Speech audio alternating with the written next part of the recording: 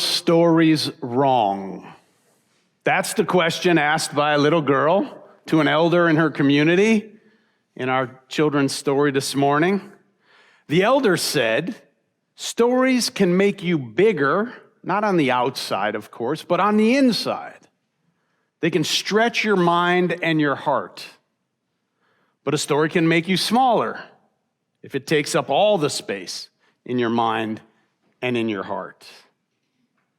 Now, I want to say to all religious fundamentalists, Christian, Hindu, Jewish, you name it, anyone who thinks that their ancient religious stories are literally true, it's not your story that's too small, but it's your interpretation of your story. How do I know? Because any religion that teaches their story literally and says that all others are false is creating division and harm and making our world less safe. I know this because religious stories are not meant to create division and harm and make the world less safe. 2 weeks ago, if you were here, I shared an evolutionary worldview and showed how this amazing scientific origin story is a universal story of how we came into existence and all that's around us. It teaches us the value of cooperation, as evolution is a story of increased cooperation and complexity.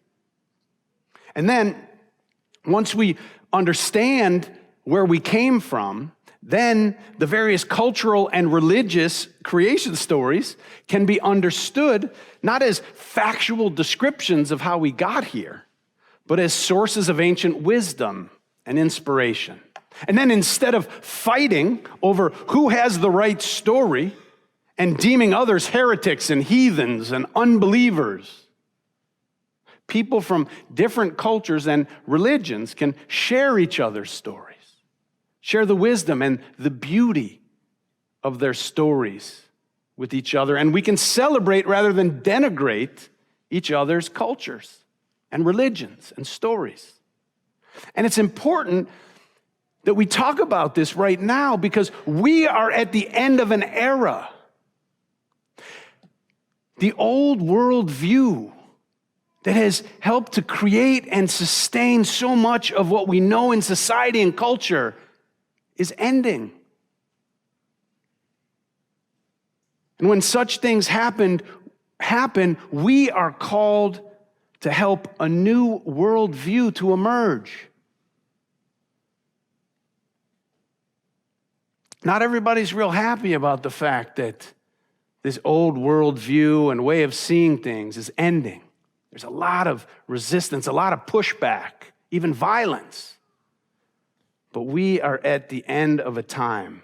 And now that I've presented a couple weeks ago a scientific worldview that can hold us together and embrace our values and help inspire our lives, this morning I want to share a mythic or mythological worldview so that you and I can understand how to unlock the power of these mythic creation stories.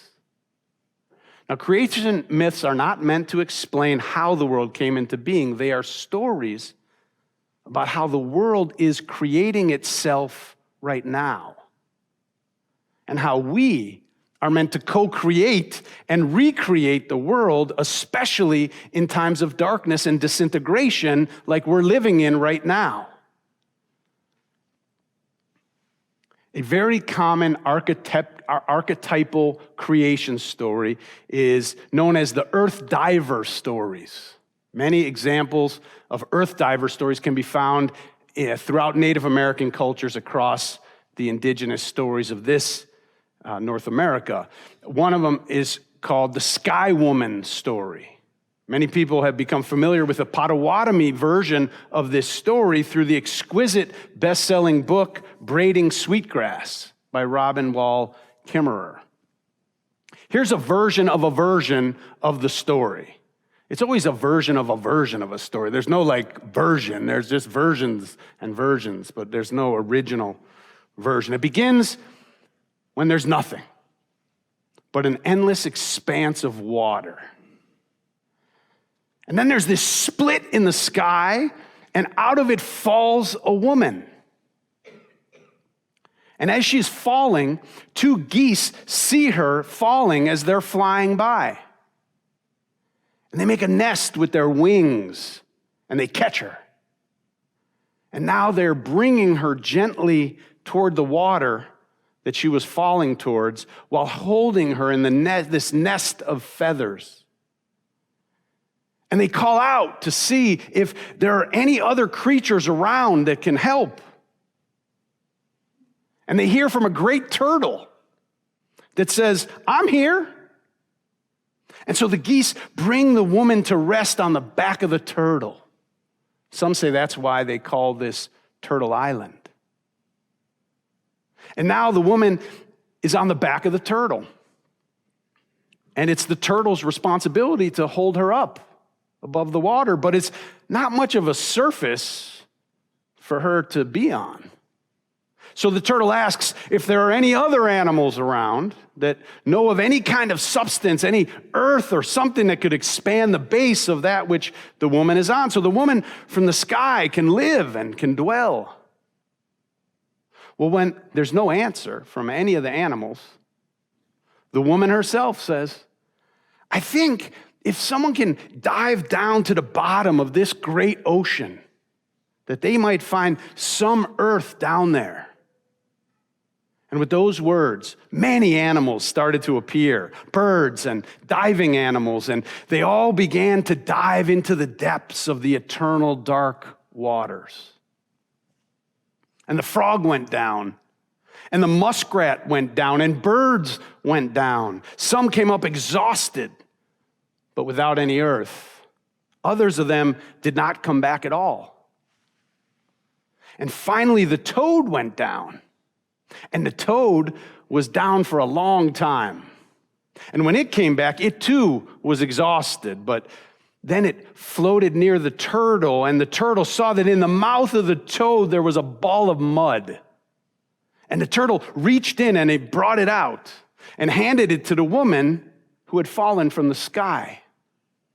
And she took that mud that had been brought from the depths of the very darkest part of the ocean, and she began to spread it around the rim of the shell of the turtle. And as she handled it, and as she shaped it around the rim, it began to grow. And as it began to grow, she began to spread it out. And that became the earth. That became the place that we know as home. And that became the place where all beings that we know now live.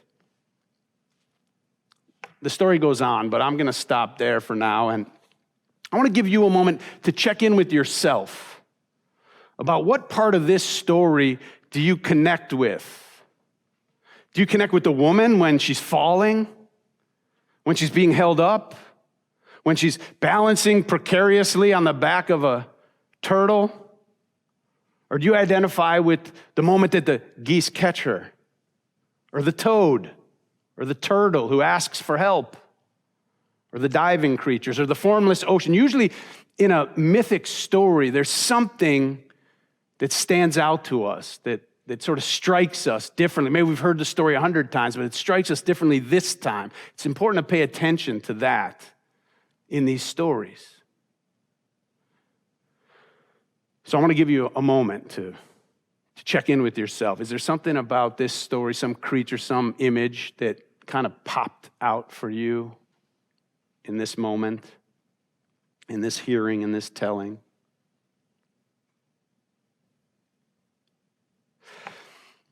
So there are two mistakes that people make with regard to myths. Some people believe that they're literally true. People believe this about the Adam and Eve story in the Garden of Eden in the Bible. And just about any other religious myth.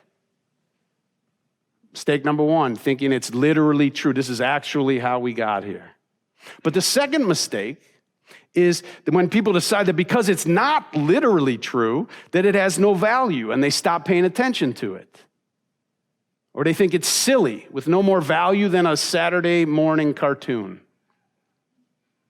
But myths are storehouses of wisdom. And when we listen openly to these stories, they unlock creativity and wisdom from inside of us, in our psyche. Our psyche is like a vast ocean. Below the surface of our everyday thoughts, there's a lot going on. I see some therapists out there. Claudia, you know what I'm talking about, right? Now, if we don't take the time to dive and explore it, or don't have the equipment or the skill, then we remain on the surface of our life, missing out on a whole world that's within us. But when we learn to dive to the depths of our being, we discover immense knowledge and creativity and compassion. Stories like this, myths, even fairy tales sometimes, they help us surface some of the mystery and the meaning that dwells below the surface of our everyday mindset. If we know how to read them, if we know how to listen, if we know how to pay attention. Mythologist Michael Meade does a great job describing some of the meanings that he draws from this sky woman story. For one, is the idea that descent leads to renewal. Sometimes when we feel like we're falling in our lives, we're not always aware that it's an opportunity for renewal because we're too busy falling apart. And we miss that this is an opportunity to dive deep. He points out how the animals in the story all cooperate and how the earth is created and sustained through cooperation and relationship. It teaches us the value of the web of life of which we are a part. It shows us that it's not some hero that saves the world, but common beings working together, respecting and valuing each other and helping one another. It reminds us that the feminine is essential. The feminine is important in so many of these stories. The idea of the womb of creation is often expressed, understandably, in feminine terms. It's interesting how the story shows us that it's when that which is the highest and that which comes from the lowest come together that the world's potential is realized. Now, as we talk sometimes about bringing the marginalized to the center of our community, of our society, it's about connecting the ends so as to reach the world's potential. Jesus often talked about doing unto the least of these in society. It's not just about doing good for those who need it. It's about reaching life's potential by bringing the high and the low together, because that's what makes the potential of life and creativity and humanity possible. A big idea is that in dark and difficult times in our lives, we must become earth divers ourselves. Something in our depths is needed in the conscious world right now. Like the ball of mud in the frog's mouth. We have access to the unconscious, which is filled with wisdom and potential and possibility, and each of us is able to bring something up and out of us that is needed by the world. From all of us who are alive at this time, things are trying to emerge through us. Each of us is a vehicle through which the substance of life can come into being. We add to creation when we participate and in the recreation and the co-creation of the world. We do it when we plant a garden, We do it when we take words and notes and we turn them into a song. We do it when we write stories or we mold a hunk of clay. When we create opportunities for conversations that need to happen. The earth, or God if you prefer, can create wheat, but cannot create a cake. That's us. We take the wheat and we create food or a cake or something beautiful. Together we co-create the world. A small change made by us can have a huge impact.